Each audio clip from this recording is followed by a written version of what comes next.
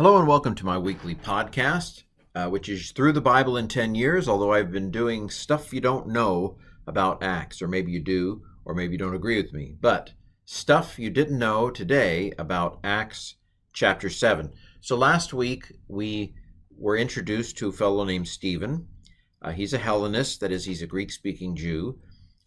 He is authorized by the leadership of Jerusalem to minister in the Hellenistic Jewish community there in Jerusalem, and pretty soon we find him preaching in the synagogue of the freedmen, probably a synagogue where Jews who had been servants and slaves out in the diaspora and had been freed or earned their freedom had decided, hey, I want to move back to my home country, and there was no doubt a sector of Jerusalem where they tended to live in which this synagogue probably was present. And so Stephen gets himself into trouble. He's probably a little bit more in your face than Peter and John were being in the temple, or the synagogue of the freedmen maybe were a little more zealous about the law than the average I live here kind of person. And so Stephen gets hauled in before the Sanhedrin, the Jewish ruling council. And here in Acts 7, we have Stephen's sermon. Now, he doesn't get to the climax. All the sermons of Acts eventually climax in the phrase, God raised him from the dead. That's the climax. Stephen presumably would have gotten there, but he gets stoned before he can finish the sermon. He's probably a little bit in your face at the end here, but we'll talk about that in a second. So, stuff you didn't know about Acts chapter 7. So, Stephen spends an awful lot of time in this sermon telling the story of Israel.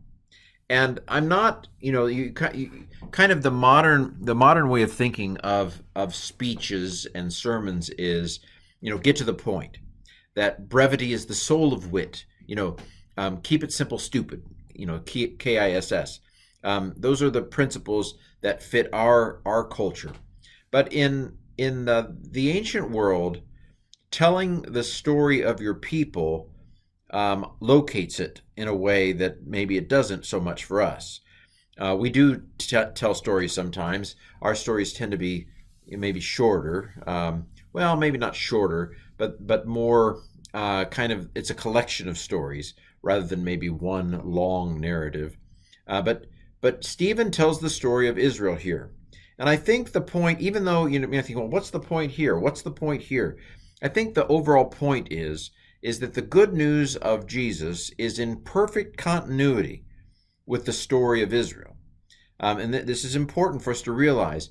Christianity is not a new religion for the book of Acts. Christianity is not a new religion for the Christians at the time. Paul is not his Christian name, and Saul his pre-Christian name. We'll get to that little tidbit a little bit later on. The Christianity is nothing other than the culmination of the same story, the story of Israel. It's not a departure from it. It is the true fulfillment of the story of Israel. That, I think, is the main thing we should take from the fact that Stephen spends so long telling the backstory. The point is that Christianity is exactly the fulfillment of what true Israelite religion and the true Israelite story is all about. There's no departure here. There are a lot of similarities. You might notice, if you know Hebrews, the book of Hebrews, especially if you know Hebrews chapter 11, you'll notice that there's a lot of similarities between Acts 7 and, say, Hebrews 11. In fact, there was a scholar named Manson who argued that Stephen was like the progenitor of the author of Hebrews, that the author of Hebrews was a Hellenist in the tradition of Stephen. However, I would say it's probably actually the other way around, that the book of Acts, I think, is almost certainly written after the destruction of the temple, and I suspect that the book of Acts is written after the book of Hebrews was written. And so I think probably the way the influence is going is not that Hebrews is in the tradition of Stephen, but that the author of Acts is portraying Stephen like the author of Hebrews, if that makes sense. That Hebrews is influencing Acts in its presentation rather than Stephen being in the tradition that leads to the author of Hebrews. But we do see these similar themes. So, for example, the idea that Abraham was an alien, stranger in the land of promise. I don't think Acts uses the word alien or stranger, but the theme of Abraham being in the land of promise, but him not possessing the land of promise, in a sense he's there, but he doesn't really belong there. That is a kind of a theme that both Hebrews has, and that I think we pick up here in Acts chapter 7. Interesting. Stephen suggests that Moses was educated in the wisdom of the Egyptians. This was this was not an uncommon thing to believe by Jews at the time of Christ, especially Alexandrian Jews, I think, would have said this. Or actually, there's some Alexandrian Jews who believed that the Egyptians got their wisdom from Moses. But in any case, I'm not sure that this is entirely clear in the book of Exodus, but it is certainly Jewish tradition that we find in other literature at the time of Christ.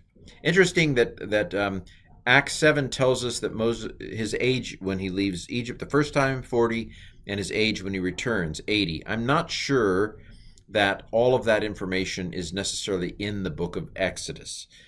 So, by the way, if you think about it, we all think about how Moses had such a close communion with God. How he'd go into the tabernacle, and come out wearing a veil so that the people wouldn't freak out at the glory on his face. What's interesting is he doesn't really have a significant encounter with God, it would seem, until he's 80 years old. So that's a very interesting thing. I think I grew up believing that we would have zaps from God every week. If that just it was normal for for angels to appear to you and for you to have these breathtaking emotional experiences of God, every other Thursday. But it is interesting to notice that Moses was 80 years old before he had his first encounter with God. So fret not if you don't have the spectacular shining experiences, flashing lights that some others seem to have.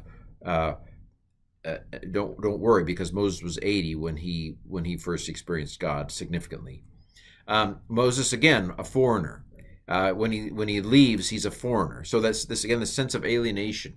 And of course, I'm quite convinced that the book of Acts was written after the destruction of Jerusalem. So this idea that it's okay that the Jews aren't currently in possession of their land. That's okay, because Abraham lived that way and Moses lived that way. And so God will keep his promises. Eventually, the kingdom will be restored to Israel, as Acts 1:6 asks.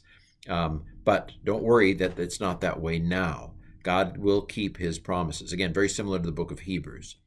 The idea that angels mediated the law is something that, again, is fairly unique in the New Testament.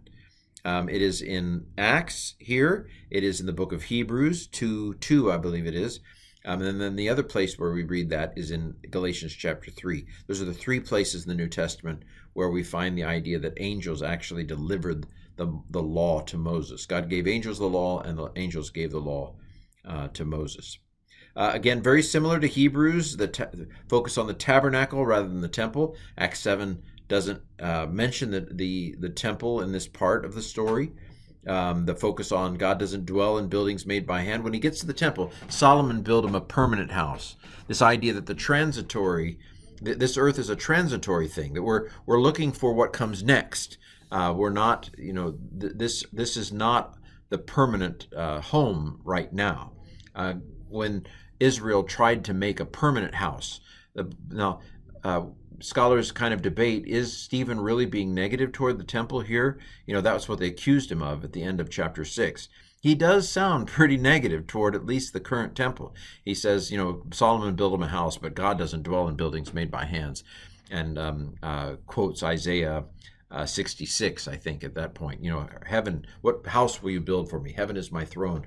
Earth is my footstool. You think this little dinky little building, is somehow containing me? Man, you have no idea how huge I am, God might say. But again, very similar to the feel of Hebrews, and possibly a little bit of a consolation in the wake of the destruction of the temple, because there were some who were like, well, what are we going to do? Is this even real? The temple's not here.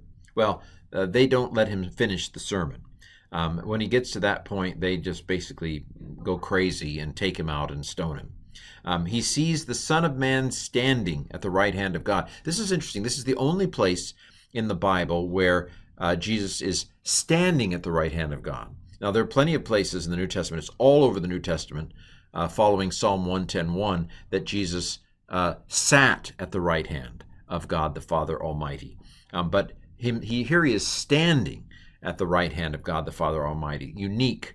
And probably this is Jesus attesting to Stephen, that Jesus is giving witness here to Stephen's legitimacy and to the legitimacy of Stephen's message. By the way, this is one of the very few places, in fact, I think this may be the only place in the New Testament where someone other than Jesus himself refers to Jesus as the Son of Man.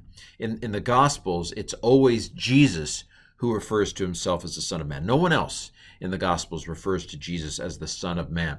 Stephen is the only person other than Jesus in the New Testament who refers to Jesus as the Son of Man. We meet Saul, who is Paul, for the first time. His name is probably already Paul at this time. Paul's probably his Roman name. Saul is his Jewish nickname, probably. And at this phase of Paul's life, he's probably distancing himself from the fact that he's from the diaspora. He's distancing himself from the fact that he's a Hellenist in background. He's distancing himself from the fact that he's a Roman citizen. No, I don't want to talk about that. I'm embarrassed that I'm a Roman citizen. Perhaps that's what Paul, his mindset is at this point. But here we meet Paul, for the first time in the book of Acts. Interesting, Stephen says, receive my spirit. There's a lot of emphasis right now. I'm reading a book by, is it Michael Frost? And of course, there's Timothy Tennant's book, For the Sake of the Body. A lot of emphasis on don't be dualistic. Don't be dualistic. But I'm sorry, the New Testament has dualism in it, and Stephen seems to say, when this body dies, my spirit, will go to heaven. Into your hands I commit my spirit. Jesus says from the cross in Luke 23, I believe it is. So there is a dualism here. By the way, dualism is not Gnostic. Gnostic is a particular kind of dualism. So Gnosticism is dualistic, yes, but not all dualism is Gnostic. I just feel like people don't know what the distinctions are in some of that. And of course, it is metaphorical. I do perhaps. Whenever we deal with these sorts of things, it's above our pay grade. And so in order for us to grasp a picture of it in human concepts and language, we use images like these. We shouldn't take them too literally, probably. Lastly, there's this echo of Jesus, more echoes of Jesus. Father, forgive them, for they know not what they do, Jesus says. And Stephen says something very similar. Lord, don't hold this against them. And so there is a clear, deliberate parallelism on Luke. Luke wants us to see a parallel between the death of Jesus and the death of Stephen. Well, there you have it. Some stuff you may or may not have known or thought about in Acts chapter 7. We'll see you next week with Acts 8.